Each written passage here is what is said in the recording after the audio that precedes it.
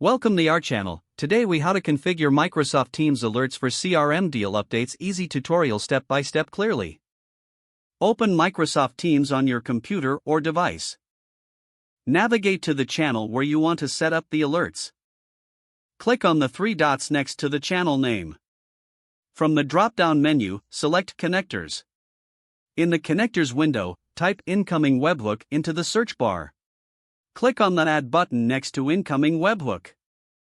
Provide a name for your webhook, like CRM Deal Updates. Optionally, upload an image to represent the webhook. Click Create to generate the webhook URL. Copy the generated URL to your clipboard. Next, open your CRM software where deal updates are managed. Navigate to the section where you can configure alerts or webhooks. Paste the Microsoft Teams webhook URL into the designated field. Set the conditions for when to trigger alerts for deal updates. Ensure that the alerts include all necessary information, such as deal name and status. Save your changes in the CRM system. Go back to Microsoft Teams to test the setup. Create a test deal update in your CRM to see if the alert triggers in Teams. Monitor the selected channel for the incoming alert. If everything is configured correctly, you should see updates appear in Microsoft Teams. Adjust settings if necessary to refine how updates are displayed.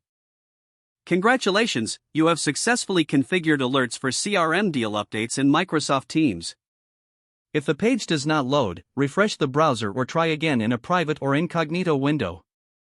Make sure you are using the correct email address, then retype it carefully to avoid small typos. If your password is not accepted, use the reset option and create a new strong password you can remember. Check your spam folder for verification or security emails, then complete any requested confirmation steps. Enable two-factor authentication if available to improve account security and reduce unauthorized access risk.